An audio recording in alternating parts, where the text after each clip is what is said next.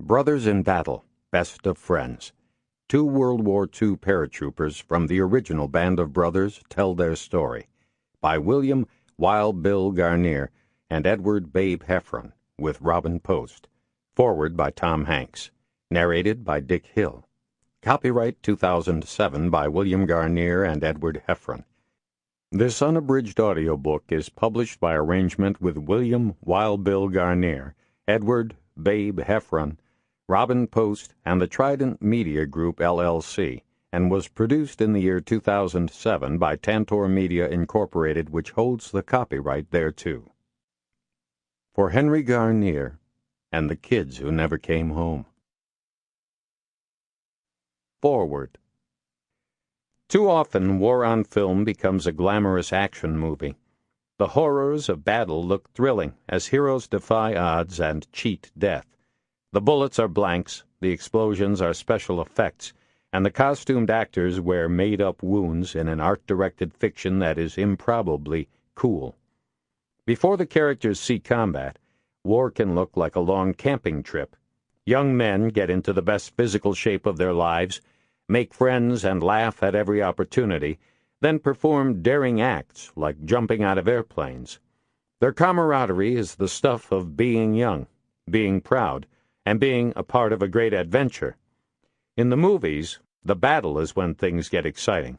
In real war, it's when young men kill other young men. The European theater of World War II is particularly attractive, as London, Paris, and the Austrian Alps are some of the locales. The D-Day invasion of Normandy had an understandable geography.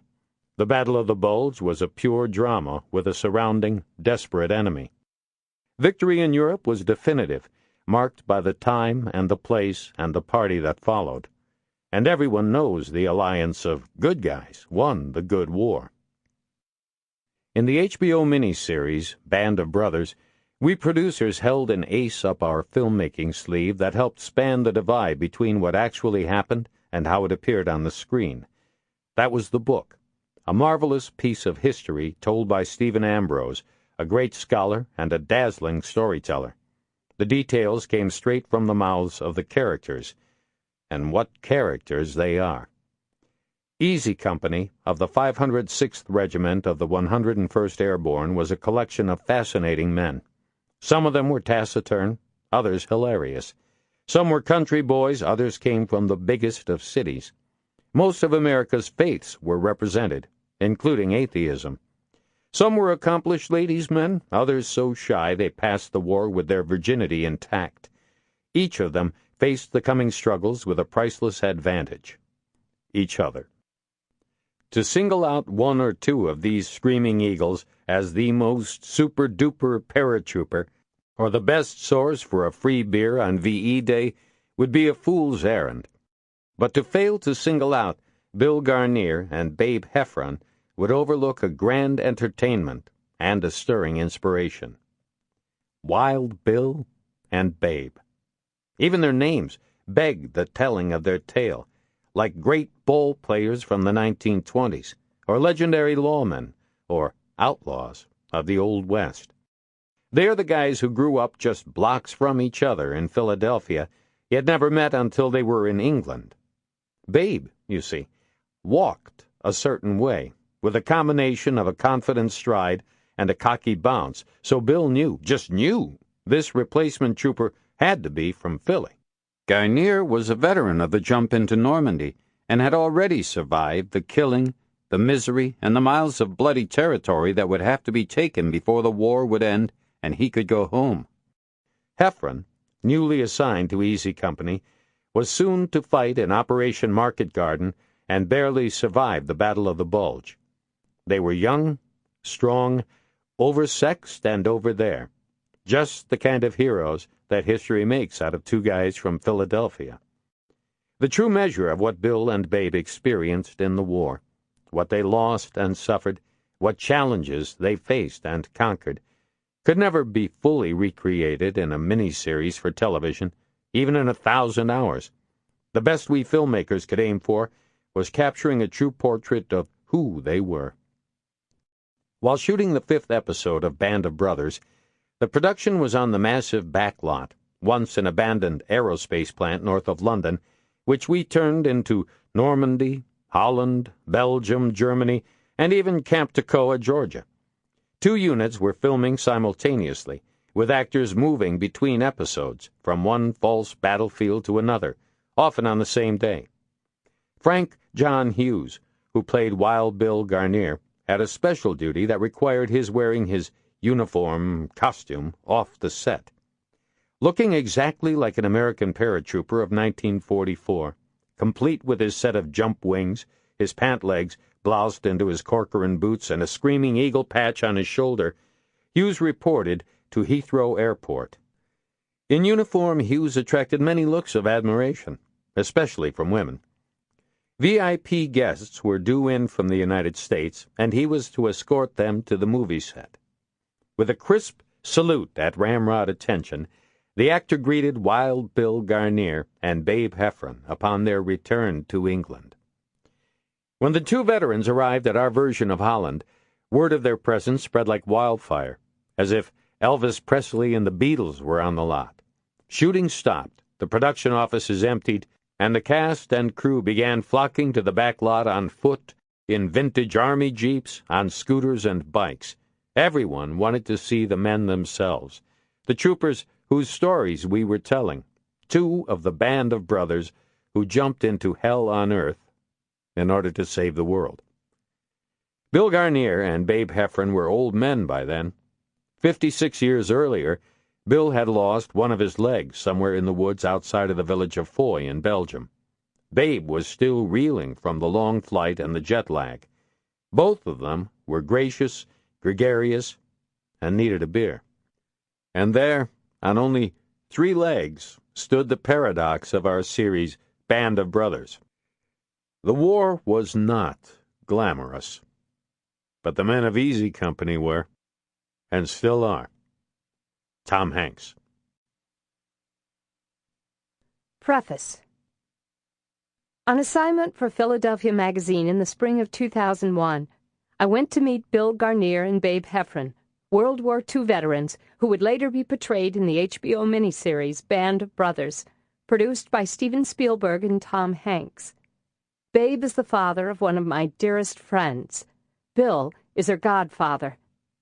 We met at Bill's house, a humble war shrine with American flags and eagles everywhere. "Yowza!" Bill yelled when he saw his buddy Babe. "Yo!" echoed Babe.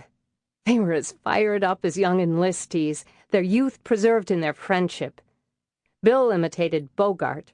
Babe looked and sounded like Ralph Cramden. They bantered like an old-time comedy duo. Babe never liked my jokes.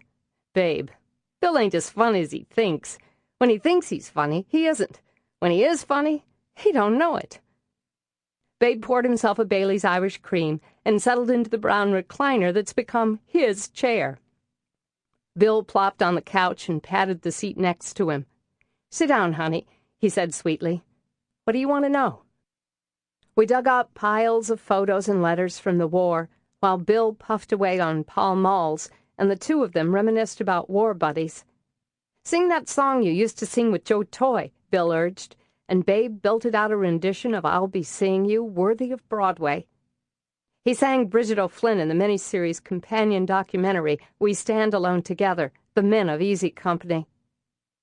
The men had first met during the war, when both were part of an Army experiment to collect teenage boys across America, turn them into hardened warriors, and pit them against the vicious Nazi machine that was swiftly overtaking Europe. They'd be the Army's first paratroopers, trained to incapacitate foes while surrounded behind enemy lines.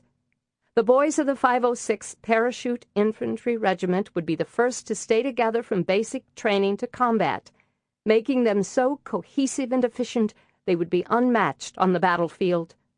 One group of men, known as Easy Company, stood out above the rest. Led by a masochistic commander they bonded to hate, Easy became one of the toughest, most physically fit, closest-knit group of soldiers the Army ever produced. In June 1943, their regiment was attached to the 101st Airborne, the Screaming Eagles, for what the 101st Commander called a rendezvous with destiny. They stormed through Normandy on D-Day, liberated Holland in Operation Market Garden, defended Bastogne at the Battle of the Bulge, captured Hitler's Eagle's Nest in Berchtesgaden, and liberated a concentration camp in Landsberg, Germany. Easy Company incapacitated German troops who outnumbered them in the biggest, bloodiest war ever fought. Bill was a platoon sergeant in Easy Company, over 48 men. His commander, Dick Winters, called him a natural killer. His men called him Wild Bill. Babe joined Easy Company after the Normandy invasion and became a machine gunner and private first class under Bill's command. The two grew up blocks apart in South Philadelphia, yet never met until they were united by an enemy 3,000 miles from home. The men were an unlikely pair. Babe was guided by his Irish Catholic upbringing and played by the rules. Bill was fearless and spontaneous and lived by his own rules. But they became fast friends and fought side by side all over Northern Europe. When they reconnected in their hometown after the war, they were bonded in a way no civilian could ever fathom. Today, their friendship is extraordinary. In 63 years, the men haven't gone a day without a phone call between them.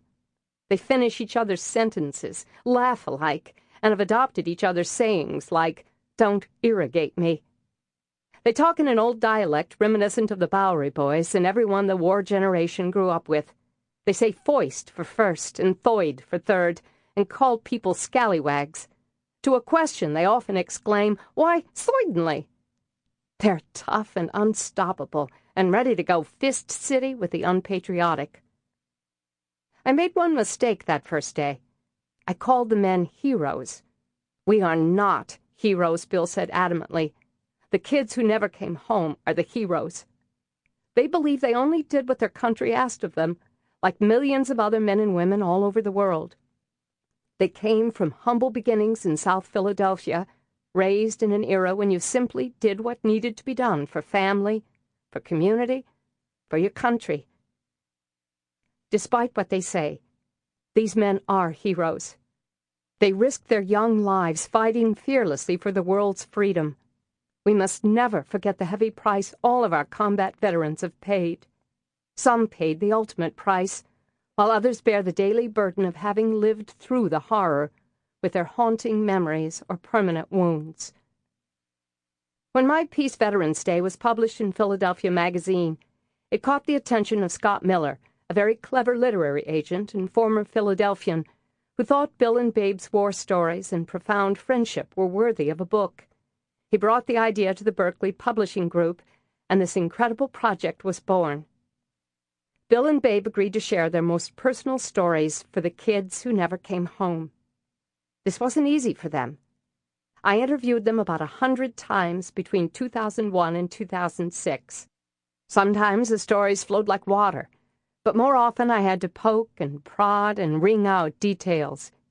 In either case, I was completely humbled by their honesty and openness in talking about some very tough subjects. Time has clouded their memories a bit, but the men recall events from 63 years ago like they happened yesterday, and help each other fill in missing details. In each chapter, Bill and Babe take turns telling their story, one often beginning where the other left off. The frequency of the back and forth mirrors their proximity during different parts of their wartime and post-war lives. For example, Babe was not in Normandy, so that chapter is Bill's alone. The same goes for Babe in Germany. In Bastogne, and back to the places we fought, for example, they're nearly side by side, so the exchange is constant.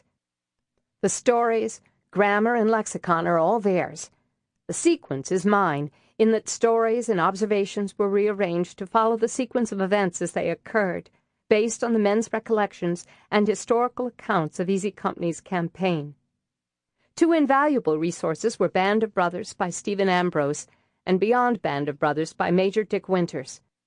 Using the latter with the men's permission, I incorporated any time and place references they could not recollect to make it easier for readers to follow. Bill's war experiences begin with the Army experiment at Camp Toccoa, Georgia. Babe's began with an artillery outfit at Fort Eustis, Virginia. Where Bill's training was part of the adventure, Babes is just a necessary prelude. He joined Bill in easy... Sample complete. Ready to continue?